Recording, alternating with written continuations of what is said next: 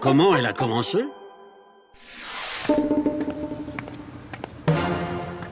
Ah bah naturellement, avec la crise. C'est ce que je lui ai dit, tant qu'il y a la crise. Avec la crise, encore une usine qui ferme.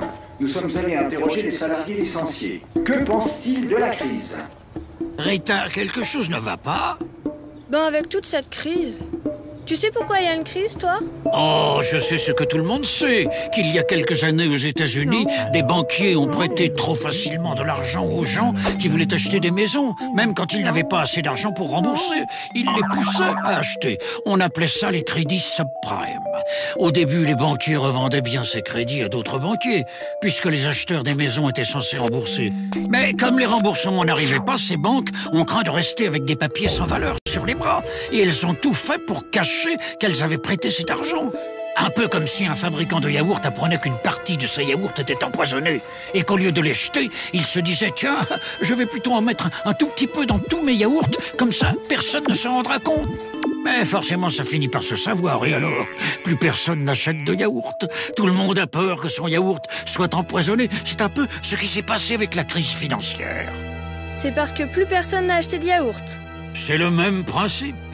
Les crédits étaient empoisonnés parce que les acheteurs des maisons n'avaient pas de quoi les rembourser. Alors ces banquiers ont mis des tout petits bouts de ces crédits subprime dans beaucoup de produits qu'ils vendaient. Les gens s'en sont aperçus et ont fini par ne plus vouloir rien leur acheter par peur de ne pas retrouver leur argent. Ça s'appelle une crise de confiance dans les banques et ça a déclenché une énorme crise financière. Beaucoup de grandes banques ont fait faillite et les autres banques ont dû faire très attention, arrêter de prêter de l'argent et plein d'entreprises ont fait faillite.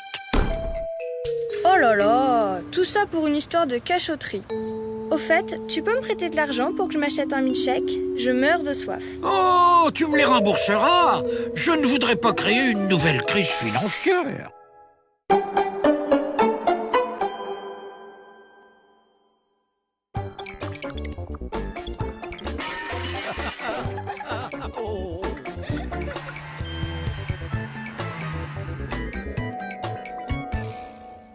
Quand la crise va s'arrêter,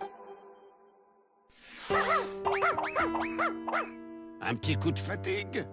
Non, tout va bien. Mais 3 heures sur un devoir de maths, besoin de souffler. Avec Lucien, professeur à Boston, nous allons tenter de répondre aux questions que pose la crise.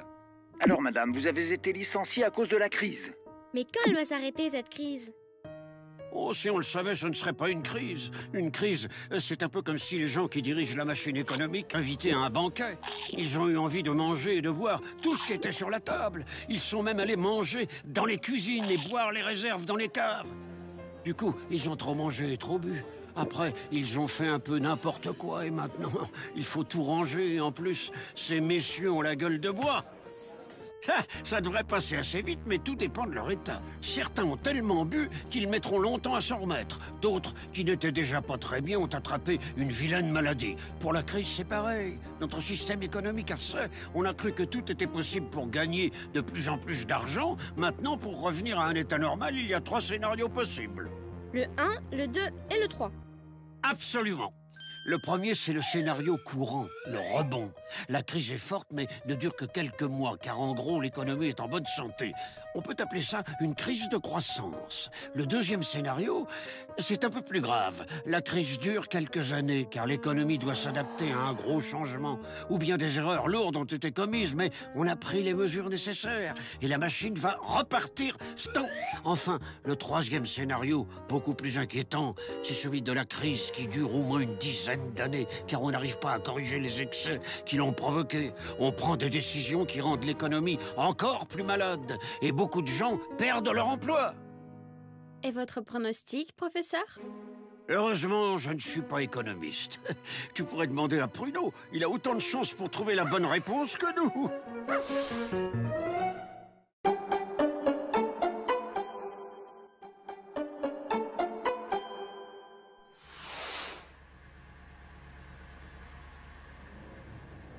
Niveau d'essence insuffisant. Oh, bien le moment! Une station-service, elle tombe bien. Oh non, ça a encore augmenté. Qu'est-ce qui a augmenté? L'essence, Charlotte, le pétrole. Et pourquoi il augmente? Pourquoi? Et parce qu'il y a de plus en plus de gens qui en veulent. Avant, ce n'était qu'en Europe, en Amérique du Nord et au Japon qu'il y avait beaucoup de voitures et d'avions. Aujourd'hui, beaucoup d'autres pays se sont développés, dont certains très peuplés comme la Chine ou l'Inde, et aussi beaucoup de voitures et d'avions. Mais s'il y a plus de gens qui veulent du pétrole, on n'a qu'à en trouver plus. C'est pas si simple. Tous les pays où il y a du pétrole font déjà le maximum et ils vont le chercher de plus en plus loin, sous la mer, dans les régions arctiques. Mais ça n'a pas empêché les prix de monter. Bah alors, qu'est-ce qu'il faut faire? Il faut déjà penser à l'après-pétrole, quand il n'y en aura plus. Les spécialistes pensent qu'avec ce qu'il reste sous terre, on peut tenir encore à peu près 50 à 70 ans. Ça va très. Eh oui, mamie Charlotte, c'est fini, il n'y a plus de pétrole. Et les voitures vont rouler avec quoi alors? Oh, il y a des tas de solutions. Mais tant qu'il y avait du pétrole, les gens n'ont pas cherché. Aujourd'hui, il faut s'y mettre. Il faut économiser le pétrole pour qu'on puisse l'utiliser le plus longtemps possible. Car il sert aussi à faire du plastique, des parfums, des produits chimiques. L'économiser, ça veut dire ne pas utiliser sa voiture à tout bout de champ, prendre plutôt le train, le bus, le vélo. Et dis donc, y a pas de bus pour aller à ton côté? Déjà 9h27. Et d'ailleurs, le plein est fait. Allez, en voiture, Charlotte.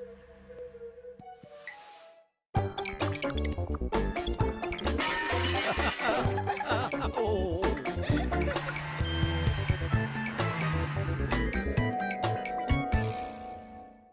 C'est vrai que les femmes gagnent moins que les hommes? Quoi d'abord? Eh ben parce que, c'est tout. Oh là, qu'est-ce qui se passe encore? On nous a donné notre argent de poche, mais Charlotte, elle en a eu plus que moi. Je te dis que c'est normal. J'ai tout de même 2 ans de plus que toi. Oui, mais moi j'ai 2 fois plus besoin d'argent que toi. En tout cas, pour une fois, les femmes seront mieux payées que les hommes. C'est vrai ça.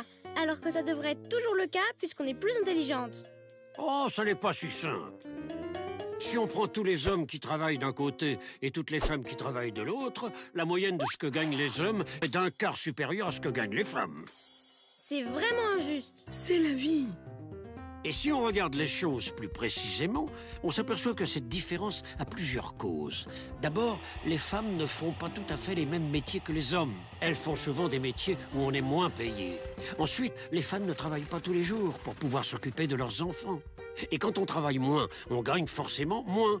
Enfin, même quand elles travaillent autant que les hommes et font le même métier, les femmes sont moins nombreuses à cadres ou chefs, car les cadres doivent souvent travailler plus tard que les autres. Et avec des enfants, c'est difficile. Tu vois, c'est normal. Pas si normal que ça, car même quand une femme occupe le même poste qu'un homme, on remarque qu'il y a souvent une petite différence de salaire au profit de l'homme. Et pourtant, c'est interdit par la loi. Mais surtout, il faudrait que les femmes puissent, autant que les hommes, faire des métiers bien payés et intéressants, et aussi qu'elles soient plus nombreuses à diriger. Ce que les hommes ont souvent du mal à accepter.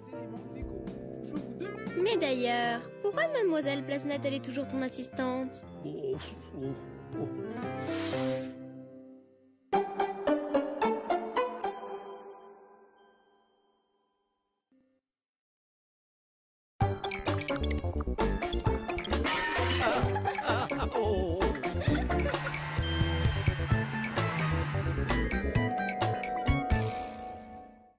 Pourquoi plein d'entreprises ferment?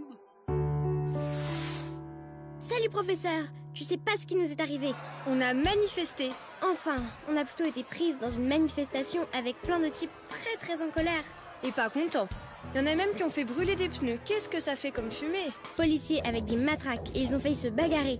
Il paraît que les policiers ont lancé des grenades lacry... Oui, des grenades lacrymogènes qui rendent l'air difficile à respirer et font pleurer. Eh bien, quelle aventure! Et pourquoi ils manifestaient? Ben, je sais pas. Pour se bagarrer peut-être? Mais non Rita, c'était pour leur usine. Ils ont dit qu'elle va fermer. Ah oui, c'était ça. Mais pourquoi elle va fermer leur usine? En ce moment, il y a beaucoup d'usines et d'entreprises qui ferment parce que c'est la crise. Comme les banques ont perdu énormément d'argent, elles ne veulent pas prêter autant d'argent aux entreprises.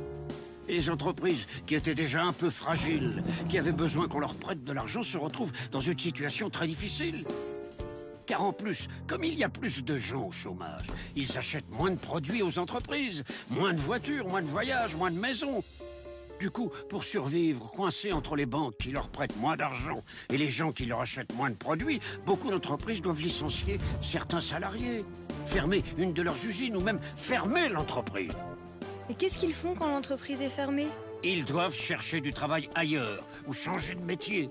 Mais c'est toujours difficile, et particulièrement quand on est resté longtemps au même poste et qu'on n'est plus tout jeune. Quelquefois, il faut même changer de région, et quand on a une famille, c'est très compliqué. Et toi qui n'es plus tout jeune et qui est resté longtemps au même poste, tu n'as pas peur que... Chut,